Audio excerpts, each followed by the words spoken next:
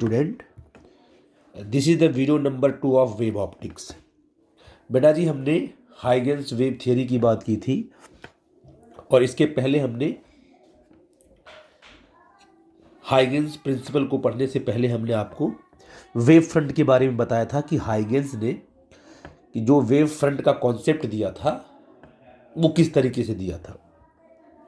अब Huygens principal क्या कहता है कि लाइट क्या है, वास्तव में लाइट जो ट्रैवल कर रही है, प्रोपोगेट कर रही है, वो किस तरीके से कर रही है। ठीक है ना।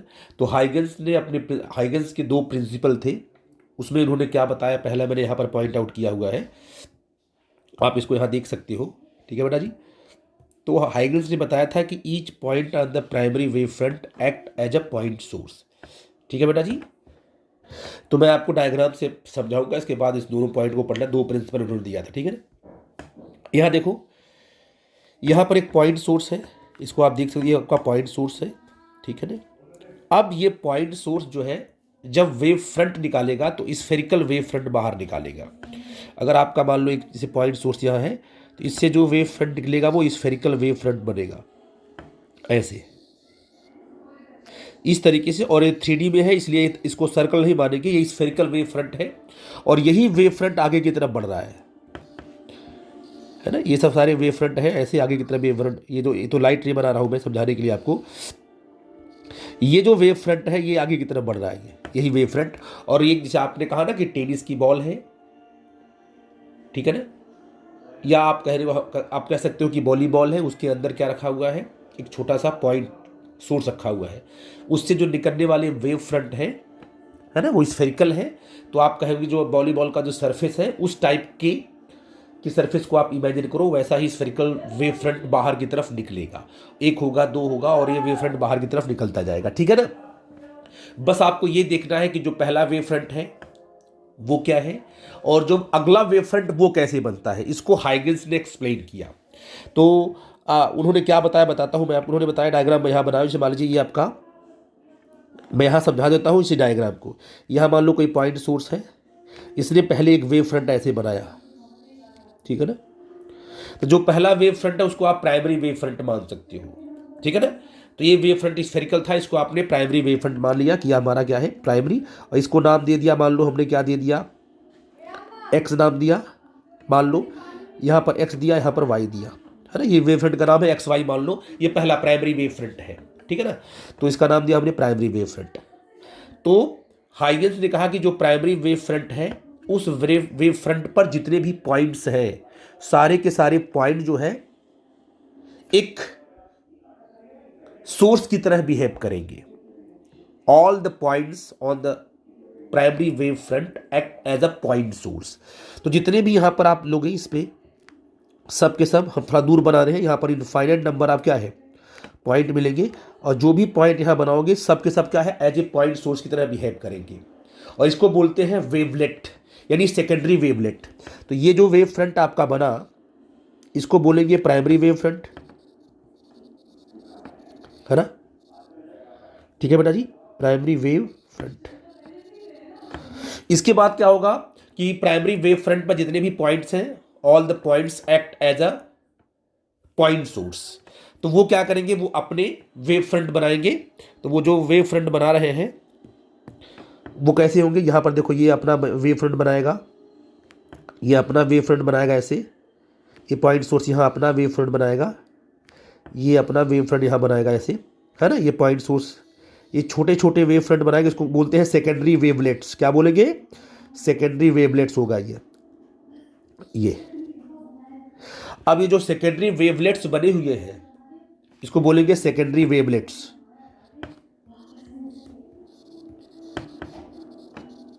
वेवलेट्स, ठीक है ना। ये छोटे छोटे जो आपके वेवलेट्स बने हुए हैं, छोटे छोटे वेव फ्रंट हैं जो प्राइमरी वेव फ्रंट पर एग्जिस्ट कर रहे हैं। अब हाइगेंस ने क्या बोला दूसरे प्रिंसिपल में, कि ये जो सेकेंडरी वेवलेट्स हैं, इनका जो फॉरवर्ड डायरेक्शन में टेंजेंट होगा, ठीक है ना, कॉमन स्फेरिकल जो टेंजेंट होगा, अगर उसको बनाया जाए तो वो देखो कैसे बनेंगे। ये देखिए ऐसे, ये तो ये जो आपका बनेगा ये पूरा का पूरा वेव फ्रंट, ये जो वेव फ्रंट बनाया आपने वो वेवलेट्स को टच करते हुए स्फीयर बना हुआ है ना। टेंजेंट आपने एक सरफेस इमेजिन किया जो कि सारे सेकेंडरी वेवलेट्स के सरफेस को टच करता हुआ बनाया जा रहा है। इसको बोलेंगे टेंजेंशियल वेव फ्रंट, तो उसको बोलेंगे secondary wave front. Secondary wave front, इसका मतलब आप ये समझ गए कि प्राइमरी वेव फ्रंट के बाद जो अगला वेव फ्रंट आएगा उसका नाम होगा सेकेंडरी वेव फ्रंट। तो सेकेंडरी वेव फ्रंट कैसे बना, वो जो प्राइमरी पर वेवलेट्स हैं उनके टेंजेंट को आपने कॉमन टेंजेंट जब बनाया, एक सरफेस बनाया पूरा का पूरा टच करता होगा, तो उसको बोलेंगे सेकेंडरी वेव फ्रंट। तो ये जो आपके टर्म्स हैं कि primary wave front, secondary wavelets, secondary wave front, तो इन सबको आप समझोगे, समझते रहो आप लोग, ठीक है ना। यहाँ देखो मैंने यही बनाया है कि अच्छा ये हो गया आपका। बच्चे कहते हैं कि सर अंदर वाले अगर क्या जो आपके सेकेंडरी वेवलेट्स हैं ये वाले है ना, तो आपने बाहर के टेंजेंट को ही क्यों लिया, क्या अंदर के टेंजेंट को भी हम कंसीडर कर सकते हैं ऐसे? क्या जो वेवलेट्स है उसके अंदर भी तो एक टेंजेंट का शेप मिलेगा, स्फेरिकल शेप मिलेगा अंदर? तो आप कहोगे सर इसको हम वेव फ्रंट कंसीडर नहीं करेंगे क्योंकि हमारी वेव क्या है, हमारी वेव हमेशा फॉरवर्ड डायरेक्शन में जाती है, इसलिए हम जब भी वेव फ्रंट बनाएंगे, वेवलेट्स जब भी हम वेव फ्रंट बनाएंगे, सेकेंडरी वेव फ्रंट बनाएंगे, तो जो टेंजेंट हमें ड्रॉ करना है सेकेंडरी वेवलेट्स पर वो हमेशा फॉरवर्ड रहेगा, आगे वाला रहेगा, इनर साइड वाला नहीं रहेगा। अब ये सेकेंडरी वेव फ्रंट आपका आ गया, तो प्राइमरी वेव फ्रंट तो पहला सेकेंडरी बना, इसके बाद सेकेंडरी बना। अब जब अगला वेव फ्रंट भी तो आगे बढ़ेगा, क्या वेव फ्रंट यहीं रुक जाएगी, क्या लाइट यहीं रुक जाएगी? आप कहोगे नहीं सर तो आगे बढ़नी है। तो आप कहोगे सर कि जो आपका सेकेंडरी वेव फ्रंट है अब behave as a primary wave front, क्योंकि अगला बनाना है तो अगले के लिए ये जो सेकेंडरी है वो प्राइमरी की तरह बिहेव करेगा। इस पर जितने भी पॉइंट्स होंगे, ऑल द पॉइंट्स, जो भी पॉइंट्स आप यहाँ लोगे, किस पर, सेकेंडरी वेव फ्रंट पर जो पॉइंट्स आप लोगे है ना, ये एज ए वेवलेट्स हैं, यहाँ पर सेकेंडरी वेवलेट्स बनाना पड़ेगा आपको। तो आपने कहा जब हम सेकेंडरी वेवलेट्स बनाएंगे तो हम ऐसे बनाएंगे, ऐसे, ठीक है बेटा जी। आई थिंक मेरी बात आप समझ पा रहे हो मैं क्या बोल रहा हूँ। तो इस तरीके से हम लोग वेव फ्रंट का कॉन्सेप्ट आगे बढ़ाएंगे। आपने बना दिया। अब ये जो वेवलेट्स आपने ड्रॉ किया है इस पर हम टेंजेंट ड्रॉ करेंगे, तो सरफेस जो हमको मिलेगा इसको बोलेंगे आपका, ये अगला वेव फ्रंट बना आपका। तो लाइट वास्तव में इस वेव फ्रंट की तरह से, स्फेरिकल वेव फ्रंट से आगे बढ़ रही है, इधर बढ़ रही है, इधर बढ़ रही है। ये हाइगेंस ने कॉन्सेप्ट दिया कि जो अगला वेव फ्रंट बनेगा वो कैसे बनेगा। तो वेव फ्रंट पर हर एक पॉइंट सोर्स की तरह बिहेव करेगा और वो अपना वेवलेट्स निकालेगा और उसकी वेवलेट्स का जो कॉमन टेंजेंट लेंगे, कॉमन सरफेस आएगा, टेंजेंशियल सरफेस, उसे बोलेंगे अगला वेव फ्रंट। तो ऐसे लाइट आपकी आगे बढ़ेगी। और अगर हम रे ड्रॉ करते हैं तो लाइट रे जो है वेव फ्रंट पर हमेशा परपेंडिकुलर होगी। इसको आप लोग पॉइंट आउट कर लेना कि light ray is always perpendicular to the wave front. I think इस बात को आप लोग समझ पा रहे हो मैं क्या बोल रहा हूं, ऐसे, ठीक है ना। तो इस प्रकार से आपने वेव फ्रंट के बारे में सोचा और जो आपकी इमेजिनेशन है आई थिंक आप समझ पा रहे हो। तो ऐसे मैंने डायग्राम यहाँ बनाया है, ये आपका होगा स्फेरिकल वेव फ्रंट, ठीक है बेटा जी। तो बेटा यहाँ देखो, तो मैंने यहाँ लिखा हुआ है आपका प्राइमरी वेव फ्रंट है, ये आपका प्राइमरी वेव फ्रंट है। इस प्राइमरी वेव फ्रंट पर जो भी पॉइंट्स आपने लिया है उस पर आपने सेकेंडरी वेवलेट ड्रॉ किया और उसके टेंजेंट को आपने क्या किया, ड्रॉ कर दिया। तो आपका क्या बन गया, सेकेंडरी वेवलेट्स। तो इसमें जो हमने एक्स वाई लिया है, एक्स वाई हमने क्या किया है, जो आपका मान लो यहाँ पर क्या है, मैं यहाँ पर पॉइंट आउट कर दे रहा हूँ बेटा जी, जो आपको समझ में आएगा। तो कहोगे सर यहाँ पर ले लो एक्स ले लो, यहाँ ले लो आपका वाई ले लो, ऐसे। तो ये एक्स वाई क्या है, प्राइमरी वेव फ्रंट है ना बेटा जी, ठीक है ना। तो आपने कहा x y be the position of the primary wave front, take the number of points, बहुत सारे पॉइंट्स लोगे एक्स वाई पर। अच्छा ये चीज़ आप, ठीक है ना जी। और x1 y1 tangent common all these spheres, then second आप कह सकते हो कि ये वाला यहाँ पर कोई पॉइंट आप कहोगे सर अगर वेव फ्रंट की बात करें तो आपका x1 होगा, ये क्या होगा मान लो y1। तो x1 y1 जो आपका ये वेव फ्रंट है ऐसे, इस साइड में ले सकते हो या तो इस साइड में ले सकते हो, क्योंकि लाइट इधर भी जाएगी उधर भी जाएगी। तो ये जो वेव फ्रंट आपको मिलेगा ये वाला, this is the position of secondary wave front X1 Y1। यहाँ पर XY क्या है, XY चाहे इधर का लो वेव फ्रंट, चाहे इधर का वेव फ्रंट लो। XY इसलिए मैंने ड्रॉ कर दिया है, ये आपका प्राइमरी वेव फ्रंट होगा, ठीक है ना। जो मैंने पॉइंट आउट किया है इसको पढ़ोगे आपको समझ में आएगी बात, ठीक है ना। और मैं आपको बता दूं कि अगर आपने ड्रॉ किया इसका मतलब क्या हुआ, अगर मान लीजिए हम कोई वेवलेट्स की बात करते हैं, मान लीजिए यहाँ पर बात किया हमने, तो आप कहोगे सर यहाँ से लेकर लाइट रे यहाँ तक पहुँचने में, मतलब यहाँ तक पहुँचने में लाइट रे जो टाइम लेगी, मतलब जो आपका सेकेंडरी पॉइंट है, जो सेकेंडरी वेवलेट का और सेंटर है, वहाँ से लाइट चल करके सेकेंडरी वेव फ्रंट पर जब पहुँचेगी तो एक पॉइंट से लाइट चलेगी यहाँ से, ये भी चलेगी यहाँ से, इस पर पहुँचेगी, और सबका टाइम सेम होगा। मतलब सेकेंडरी वेव फ्रंट पर सेकेंडरी वेवलेट से टाइम के पहुँचने का क्या है, सॉरी लाइट के पहुँचने का टाइम सेम होगा। तो यहाँ से लाइट इस पर सेम टाइम पहुँचेगी, यहाँ से यहाँ तक, यहाँ से यहाँ तक। तो सेकेंडरी वेव फ्रंट पर जब भी लाइट पहुँचेगी तो सारे के सारे पॉइंट जो आप लोगे उस पर सेम टाइम पर लाइट पहुँचने वाली है। तो ये चीज़ आपका कॉन्सेप्ट आ गया वेव फ्रंट का। तो ये तो स्फेरिकल वेव फ्रंट हो गया। अगर हम क्या बात करते हैं, प्लेन वेव फ्रंट की बात करते हैं, तो आप ये कह सकते हो कि मान लो कि ये आपके पास इस तरीके से प्लेन वेव फ्रंट है ना, जो कि आगे बढ़ेगा। तो प्लेन वेव फ्रंट का हर एक पॉइंट क्या होगा,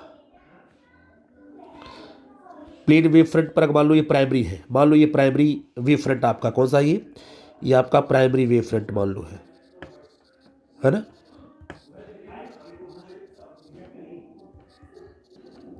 ये तो प्राइमरी वेव फ्रंट का हर एक point behind by the point source, क्योंकि प्लेन की बात कर रहा हूं, तो कहोगे सर हम क्या करेंगे, यहाँ पर ये अपना सेकेंडरी वेवलेट बनाएगा ऐसे, ये अपना बनाएगा यहाँ पर ऐसे, यहाँ पर अपना बनाएगा ऐसे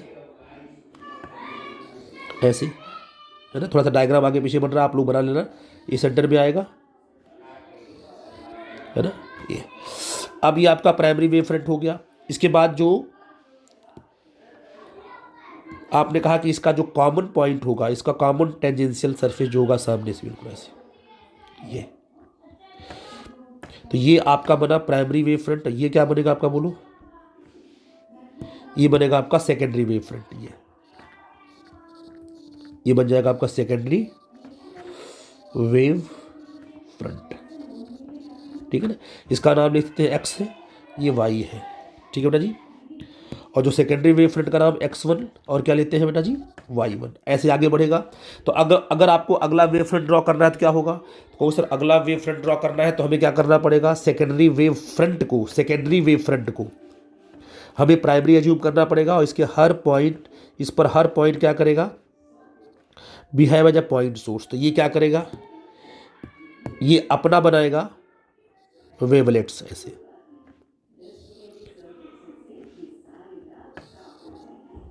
ठीक है ना। ऐसे में छोटा थोड़ा डायग्राम आप लोग ध्यान देना बेटा, ये बनेगा ऐसे, ठीक है ना। ये अब हमें क्या करेंगे, इसको हमने अब इसका अगला टेंजेंट हम ड्रॉ कर देंगे इसे। तो आप कहोगे सर कि ये देखिए नेक्स्ट आ जाए, क्या आ जाएगा, वेव फ्रंट। तो ऐसे आपका जो वेव फ्रंट आपका आगे बढ़ेगा, इसे बोलेंगे प्लेन वेव फ्रंट। क्या बोलेंगे बेटा जी, प्लेन वेव फ्रंट, ठीक है, इस तरीके से। तो हाइगन्स ने जो प्लेन वेव फ्रंट का कॉन्सेप्ट दिया था, या वेव फ्रंट कैसे आगे बढ़ेगा, वेवलेट्स बनेंगे, वो आगे जाएगा, तो ये बड़ा ही इंपॉर्टेंट था कि उसने बताया कि, तो वही मैंने लिखा हुआ यहाँ पर, दोनों डायरेक्शन आप लिख लेना इसको, दोनों बहुत इंपॉर्टेंट है। हाइगन्स प्रिंसिपल में दो important, after a given interval of time the common tangential surface, कौन सी surface, common tangential surface to all the secondary wavelets, है ना, gives the shape and position of the secondary wave front. तो ये उसने दो प्रिंसिपल दिए थे जिसके बेस पर हमने वेव फ्रंट का कॉन्सेप्ट डेवलप किया, ठीक है ना। इसको आप लोग रीड करना, जब आपको डाउट होगा तो हमसे डिस्कस करना बेटा, ठीक है। अब हमें अगला कॉन्सेप्ट लेना है, क्या है कि अब देखना है कि क्या हाइगन्स जो प्रिंसिपल है, जिसमें उन्होंने हाइगन्स ने लाइट को एज ए वेव माना है, और ये माना है कि लाइट वेव फ्रंट के फॉर्म में आगे बढ़ रही है, तो लाइट को वेव एज्यूम करके उसमें वेव फ्रंट लेकर के हम आगे चलेंगे और देखेंगे क्या हाइगन्स के प्रिंसिपल से को लेकर के हम laws of reflection and laws of refraction को हम प्रूफ कर सकते हैं या नहीं कर सकते हैं। इट इज़ इम्पॉर्टेंट, और कर भी सकते हैं क्योंकि जितने भी लॉज ऑफ रिफ्लेक्शन है, रिफ्रैक्शन है, इंटरफेरेंस है, डिफ्रैक्शन है, सब कुछ वेव थ्योरी से प्रूफ होगा। तो हमने अभी तो लाइट को रे मान करके laws of reflection, laws of refraction को हमने सॉल्व किया था या हमने उसको प्रूफ किया था। अब हम उसको वेव मान के चलेंगे और हाइगन्स का प्रिंसिपल लेके चलेंगे, और हाइगन्स का नाम लेते ही आप समझो कि वेव में हमें वेव फ्रंट लेके चलना पड़ेगा। ठीक है बेटा जी, तो ये चीज़ आप समझते रहोगे तो आपके लिए आगे चल के वो हेल्प करेगा। ठीक है बेटा, अब हम लोग जो है लॉज ऑफ रिफ्लेक्शन को हम लोग वेव थियरी के बेसिस पर प्रूफ करने जा रहे हैं। और ये क्या होता है, I equal to R, I is equal to R, incident angle is equal to reflected angle, यही हमें प्रूफ करना है। ठीक है ना, पहला लॉ। तो अब हम लाइट को रे नहीं वेव मानेंगे। तो हमने क्या किया, एक वेव लिया हमने, है ना। ये जो वेव फ्रंट है हमने प्लेन वेव फ्रंट लिया for simplicity. Spherical wave front के लिए भी ये कॉन्सेप्ट आपका वैलिड है, चाहे वो सिलेंड्रिकल वेव फ्रंट हो, कोई वेव फ्रंट आप लोगे तो फॉर सिंप्लिसिटी जो आसान है, जिससे हम आसानी से आपको समझा पाए, इसलिए हमने क्या है कि प्लेन वेव फ्रंट को हम लेके चलेंगे और मानेंगे हमारी वेव जो है वेव फ्रंट के फॉर्म में आगे चल रही है, और वो वेव फ्रंट किसी प्लेन सरफेस पे गिरेगा जो रिफ्लेक्टिंग है।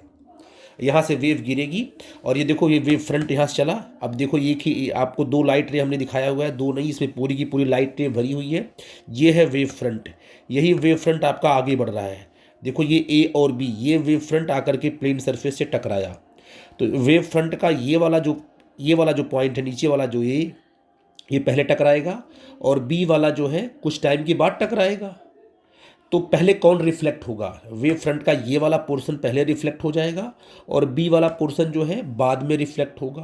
मैं उसी की बात कर रहा हूँ आपको, ठीक है ना। और इसमें जो वेव फ्रंट की प्रॉपर्टीज़ हैं उनको हम लेके चलेंगे। क्या है प्रॉपर्टीज़, कि आपको पता है कि एक वेव फ्रंट से दूसरे वेव फ्रंट पर जब भी लाइट जाती है तो सेम टाइम में पहुँचती है।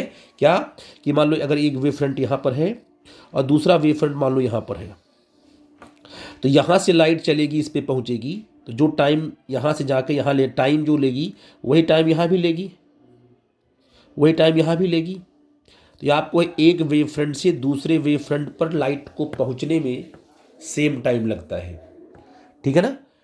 तो ऐसा नहीं कि वेव फ्रंट पर जितने पॉइंट्स हैं वो अलग अलग टाइम पे बने हुए हैं, नहीं, और इस पे जितने भी पॉइंट्स आपको मिलेंगे सब सेम टाइम पे मिलेंगे। तो ए भी आपका एक वेव फ्रंट है, ए आपका पहले रिफ्लेक्ट हुआ, बी आपका बाद में टकराने के बाद रिफ्लेक्ट होगा। मान लो ये आपका पॉइंट सी है, तो बी और सी देखो, बी तो अच्छा, जब मान लो बी को सी तक पहुंचने में जो टाइम लगा उसको आपने मान लिया टी है, तो बी पर टाइम क्या है, टी इक्वल टू जीरो है, और ए पर भी टाइम क्या है, टी इक्वल टू जीरो है, क्योंकि ए वी तो एक ही वेव फ्रंट आपका है। लेकिन क्या जब बी जो है सी तक, बी जो है ट्रेवल करता रहा करता रहा करता रहा, वो सी तक पहुंचाया, क्या उसने टाइम टी लिया। ठीक है बेटा जी। तो क्या जब बी से बी जो है टी टाइम तक ट्रेवल करता रहा सी पॉइंट पर पहुंचने के लिए, उतने टाइम तक जो है आपका ए जो है वो रिफ्लेक्ट होकर आगे बढ़ता रहेगा, क्योंकि ए पर तो रिफ्लेक्शन हो चुका है ना बेटा जी। तो आप कहोगे ये लाइट रे आपकी रिफ्लेक्ट होगी और ये रिफ्लेक्ट होकर के आगे की तरफ बढ़ेगी। देखो किस तरीके से, तो देखो बेटा जी ए कहाँ तक पहुंचा, डी तक, डी तक पहुंचने में टाइम क्या लगा, टी लगा। तो आप कहोगे सर ए और बी ये दोनों ही पॉइंट सोच के बिहेव करेंगे, तो ये जो कैसे मूव करेगा, ये ऐसे ही तो मूव करेगा, ऐसे ऐसे ऐसे ऐसे आगे बढ़ेगा ये, है ना, ऐसे ऐसे वेव फ्रंट होकर आगे बढ़ेगा। और ये वाला ऐसे बढ़ेगा, मैं बना नहीं रहा हूँ समझाने के लिए आपको डायग्राम, ये वेव ऐसे ऐसे बढ़ते बढ़ते यहाँ पहुँचेगा। ठीक है बेटा जी। तो आखिर आप इस बात को समझ गए। अब देखो, तो आप ये कहोगे सर कि क्या है कि जो डी पॉइंट है और जो सी पॉइंट है, ये एक ही वेव फ्रंट के दो पॉइंट है ना, एक वेव फ्रंट के बी और ए एक ही वेव फ्रंट का पॉइंट है। बी तो कहाँ पहुँच गया, सी पर, और ये कहाँ पहुँच गया, डी पर। ठीक है ना। लेकिन अगर दोनों का टाइम सेम है तो डी और सी को हम मिलाएंगे तो आपको क्या है, एक प्लेन वेव फ्रंट ही मिलेगा ऐसे। ये तो लाइट रे, ये अब ये लाइट रे तो ऐसे ही रिफ्लेक्ट होके जाएगी, ये तो आपको पता ही है।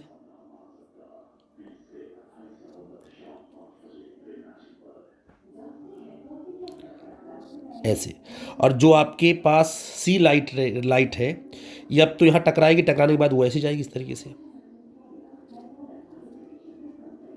ये ऐसे।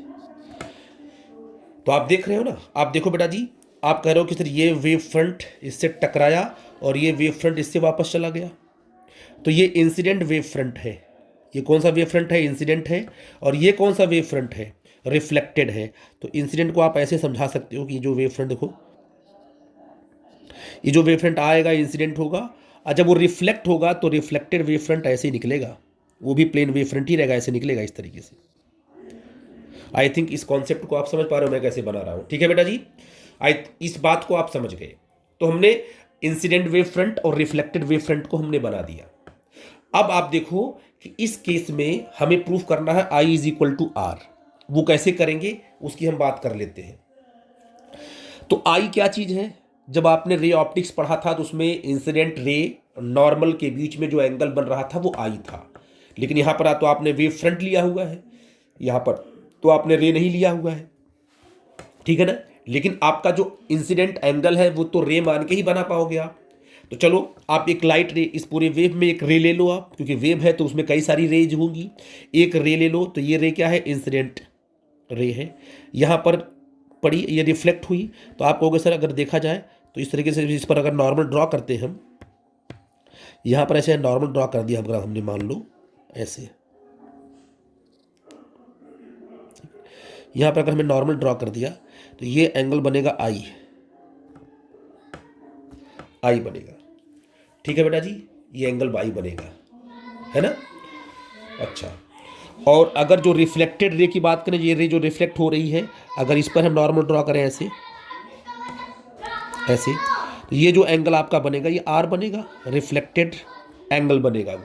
रे को एज्यूम करके हम आई और आर हमने बना लिया, लेकिन हमें तो वेव लेके चलना है, पूरा का पूरा वेव है ये, तो आई आर कहाँ पर बन रहा है हमने समझ लिया। तो देखो बेटा जी, वास्तव में आई, ये जो आपका है ना, ये जो वेव है, ये जो इंसिडेंट वेव है ना, ये जो वेव फ्रंट है प्लेन के साथ भी एंगल आई ही बनाएगा। आप करके देख सकते हो, ट्रायंगल का रूल लगा के देख सकते हो कि जो वेव इंसिडेंट वेव फ्रंट ये है, तो प्लेन के साथ कितना एंगल बनाएगा? ये पूरा का पूरा ये एंगल, ये पूरा का पूरा एंगल कितना बनेगा? ये आई ही बनेगा, आप ये देख सकते हो।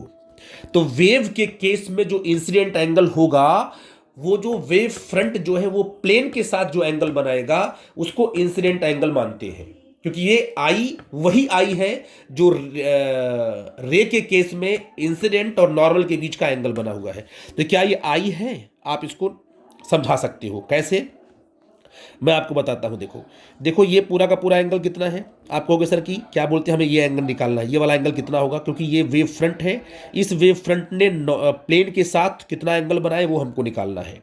कैसे निकालेंगे? देखो, आप कहोगे सर देखो, सबसे पहली बात कि ये पूरा का पूरा एंगल कितना होगा, ध्यान देना, ये पूरा का पूरा एंगल, ये यहां से लेकर यहां तक, ये पूरा का पूरा एंगल कितना होगा? ये पूरा का पूरा एंगल होगा 90 डिग्री। क्यों? क्योंकि ये वेव फ्रंट है और ये लाइट रे है, तो वेव फ्रंट और लाइट रे के बीच का एंगल होता है 90 डिग्री, ये आपको पता है, ठीक है बेटा जी? और ये आपका आई है, तो ये एंगल कितना होगा? ये वाला एंगल, ये वाला एंगल होगा 90 माइनस आई, ये वाला एंगल होगा, ठीक है? कोई दिक्कत की बात नहीं है। अब अगर मैं आपसे पूछूं कि बताओ बेटा जी, यहां से लेकर, क्योंकि हमें ये एंगल पाना है, तो आप ये बताइए ये एंगल कितना होगा? ये वाला एंगल,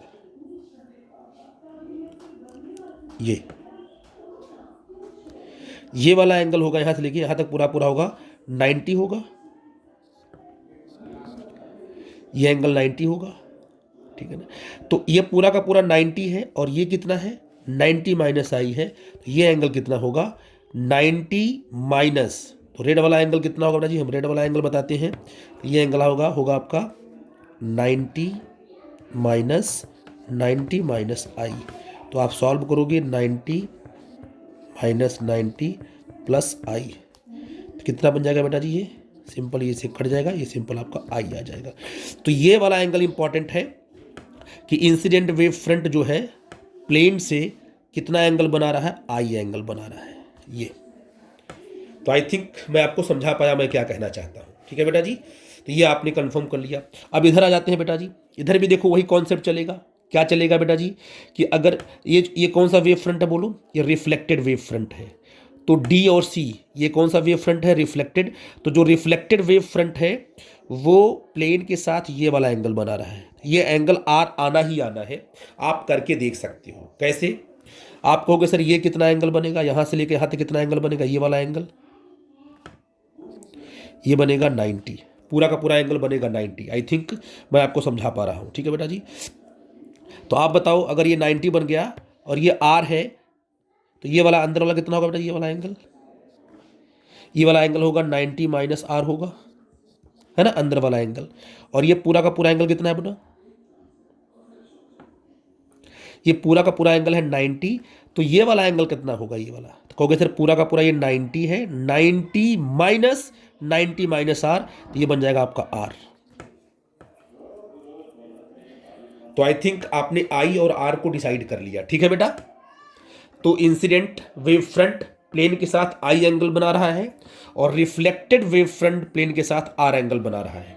ठीक है, अब देखो बेटा जी ये आपका आई है और ये आपका आर है। ठीक है ना, अब आप देखो मैं ट्रायंगल की हेल्प से जो है आई इक्वल टू आर हमें प्रूफ करना है। तो आप बताइए कि अगर मैं ट्रायंगल की बात करूं ए बी सी, ये ट्रायंगल देखो ए बी सी में ही तो आई आएगा और आर किस में आएगा, ए सी डी में आएगा ना।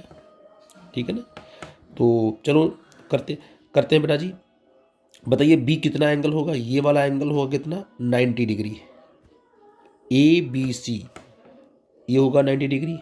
ठीक है ना, और ए डी बी भी कितना होगा आपका, ये भी आपका 90 डिग्री ही होगा। ठीक है बेटा जी, अच्छा, और आप बताइए कि बी से लेकर के जब लाइट सी तक चली तो लाइट की स्पीड सेम है, लाइट की स्पीड जो भी सी है, C is the speed of light.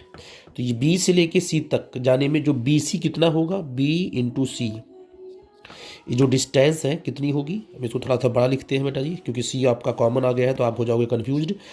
यहाँ पर जो आप लिखोगे बी और ये सी, ये बी सी डिस्टेंस है, ये किसके बराबर होगा, क्योंकि बी से लेकर सी तक का डिस्टेंस क्या है, वो है बी सी। तो स्पीड कितनी है लाइट की, small c speed of light, और यहाँ से लेके यहाँ तक टाइम क्या लगा, टी लिखा, तो क्या बनेगा सी इंटू टी। ये तो बी सी क्या हो गया, सी इंटू टी।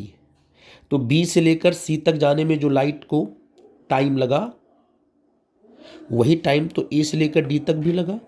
तो ए से लेकर डी तक का डिस्टेंस क्या होगा, अगर ए से लेकर के डी तक के डिस्टेंस की बात करें तो लाइट की स्पीड कितनी है, सी है, और डी तक पहुंचने में उसको टाइम टी लगा है, तो ए डी कितना आएगा, वो भी सी टी के बराबर ही आएगा। तो आप क्या देख रहे हो, आप ये देख रहे हो बेटा जी कि ये जो बी सी है वो ए डी के बराबर है। तो दो ट्रायंगल जो आपने लिया था, ये वाला ट्रायंगल लिया था, इसमें 90 डिग्री, ये भी क्या है 90 डिग्री, और ये जो साइड है कौन सी, ए डी और बी सी, ये दोनों बराबर है। और साथ में आप क्या कह रहे हो कि ये जो आपका ए सी जो है ये कॉमन, ये आपका ये जो साइज है दोनों ट्रायंगल में ये कॉमन है। इसका मतलब कि ट्रायंगल का ये वाला साइड बराबर है, दो एंगल 90 डिग्री के बराबर है, और ये भी दोनों ट्रायंगल में बराबर है। तो क्या बोलेंगे, ए बी सी और ए डी बी ये दोनों क्या होंगे, कॉन्ग्रुएंट ट्रायंगल हो गए। क्या हो गए, A B C and A D B is known as congruent triangle. ऐसा क्यों होगा, क्योंकि ए बी सी और ए डी सी किसके बराबर है, 90 डिग्री के बराबर है, और ए डी और बी सी जो है वो सी टी के बराबर है।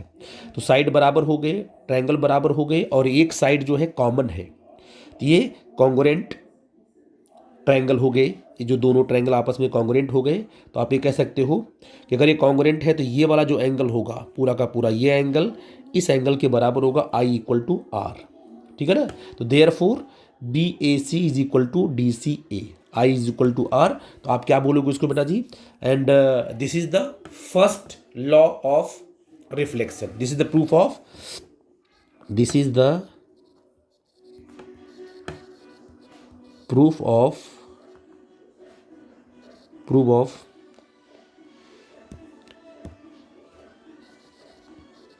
क्या है? फर्स्ट लॉ ऑफ रिफ्लेक्शन, ठीक है ना? तो बेटा हम लोग जो है फर्स्ट लॉ ऑफ रिफ्लेक्शन हम लोग प्रूफ कर चुके हैं, ठीक है ना? अब सेकेंड लॉ में आते हैं। डायग्राम आपका वही का वही है, मैंने पॉइंट आउट किया हुआ है, नो प्रॉब्लम। आप देखिए कि जो आपका ए बी है ना, वेव फ्रंट ए बी है ना, और ए बी आपका इंसिडेंट वेव फ्रंट है और डी सी आपका रिफ्लेक्टेड वेव फ्रंट है। Incident wave front, reflected wave front, और एक्स वाई क्या है? यह है प्लेन ऑफ द रिफ्लेक्शन जिसपे से लाइट, ये तीनों क्या है? इंसिडेंट वेव फ्रंट, डीसी और ये प्लेन ऑफ रिफ्लेक्शन, ये क्या है? जिस बोर्ड में आप डायग्राम बना रहे हो उसके वो परपेंडिकुलर है, all perpendicular to the plane of the paper, ठीक है ना? इसका ये सिंपल सा मतलब हुआ कि इंसिडेंट रे, ये जो इंसिडेंट रे है, ये जो नॉर्मल है, incident ray, normal and reflected ray all lie in the same plane. ये आपका सेकेंड लॉ था, ठीक है ना? Incident ray, reflected ray and normal all lie in the same plane. तो आप कह सकते हो this is the proof of second law of reflection. तो आप कह सकते हो this is the second law of reflection, ठीक है ना? अब इसी थियरी के बेस पे हम लोग क्या प्रूफ करने वाले हैं? हाइगन्स की ही वेव थियरी को लेकर हम आप आगे बढ़ेंगे और हम लोग लॉज ऑफ रिफ्रैक्शन को प्रूफ कर देंगे जो कि स्नेल्स लॉ है। इसके आगे मैं रिफ्रैक्शन को प्रूफ करने वाला हूँ on the basis of Huygens principle, ठीक है बेटा जी? ओके, थैंक यू बेटा।